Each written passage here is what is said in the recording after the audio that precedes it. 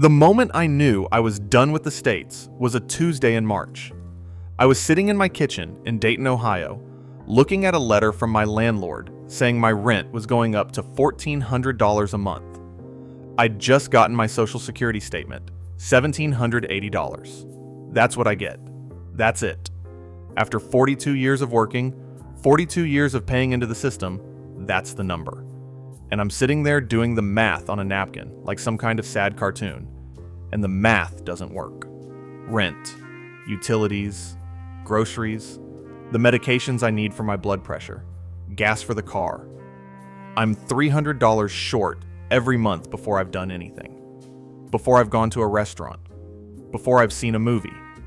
Before I've lived. Now, if you're seriously considering Uruguay, I put together something called the Uruguay Retirement Blueprint. It covers the full residency process, real cost of living by city, healthcare, taxes, property, buying checklists, and the expensive mistakes nobody warns you about. Literally, everything you need to know. The link is below this video.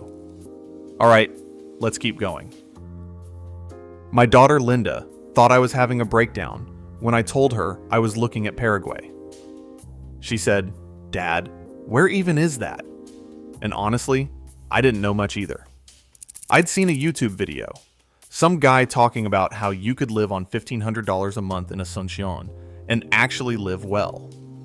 I watched it twice. Then I watched another one. Then I was up until 2 in the morning reading about the tax system, the residency process, property prices, and something clicked. Not excitement exactly, more like relief, like finding out there's a door in a room you thought had no exits. I landed in Asuncion in October with 2 suitcases and a checking account that had about $11,000 in it.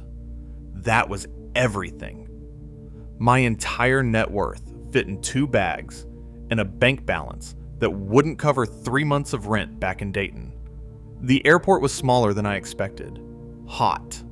The kind of hot where you step outside and your glasses fog up from the inside. A guy was holding a sign with my name on it. A driver that the Airbnb host had arranged. His name was Ramon. He spoke maybe 20 words of English, but he smiled like he meant it, grabbed one of my suitcases without asking, and drove me through streets I couldn't read the signs on to a neighborhood called Recoleta. That first apartment was $380 a month.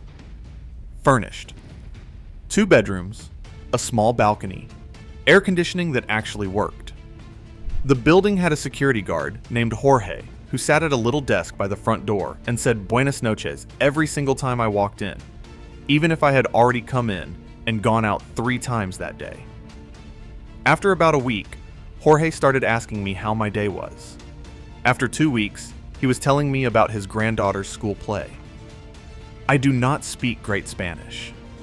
I speak survival Spanish. But Jorge did not care.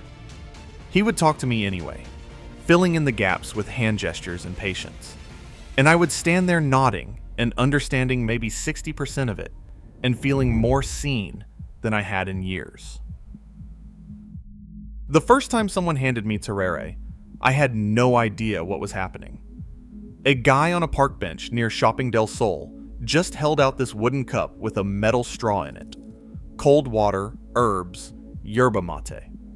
I must have looked confused because he laughed and gestured. "Drink." So I did. It was cold and bitter and grassy and strange. He refilled it and handed it back. We sat there passing this cup back and forth for 20 minutes without speaking the same language. That's tereré. Paraguayans share it with whoever is sitting next to them, strangers included. The cost of living here still catches me off guard.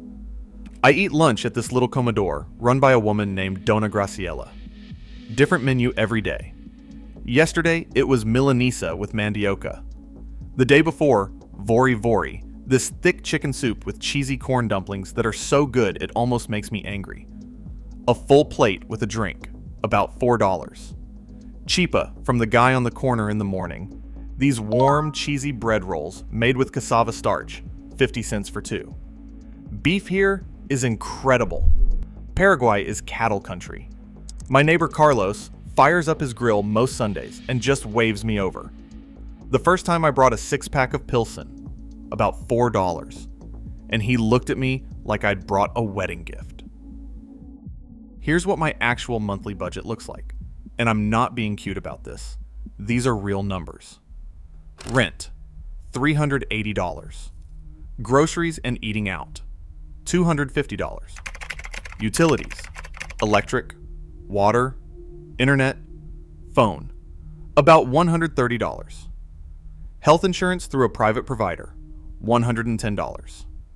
Transportation, mostly Bolt, which is like Uber but cheaper, maybe $40. Miscellaneous, $90. Total, roughly $1,000 a month. My Social Security check is $1,780. I'm saving $700 a month. Saving, for the first time in maybe 15 years. In Dayton, I was going backwards. Here, I'm going forward. That's not a small thing when you're 69 years old and the world has been telling you that your life is basically over. The tax situation is the part that made my accountant go quiet on the phone. Paraguay has a territorial tax system. They only tax income earned inside Paraguay. My Social Security, my small pension from the company I worked at for 22 years, Paraguay doesn't touch any of it. Zero. When I told Frank, he called me a liar. I sent him the government website. He's looking at flights now. I bought my house 7 months in. A small place in Luque, right outside Asuncion. 3 bedrooms, a yard with a mango tree, and 2 avocado trees already producing. A covered patio where I sit every evening. The price was $27,000. I'll say it again because it sounds fake. $27,000. Paid cash from what I'd saved living here for 7 months. No mortgage, no monthly payment, no bank breathing down my neck. Property tax is about $60 a year, per year. My lawyer, Dr. Benitez, handled the title search and paperwork for $500. First viewing to signed deed took 6 weeks. The house isn't fancy. Concrete block, tile floors, small kitchen. But it's mine. At 69, on Social Security, with no savings when I arrived, I own a house. I planted tomatoes last month. When I FaceTime Linda and show her the avocado tree, she gets this look like she's deciding if she's happy or worried. I think she's landing on happy. The healthcare was my biggest fear. It's not the Cleveland Clinic. But my doctor here, Dr. Mendoza, spent 45 minutes with me on my first visit.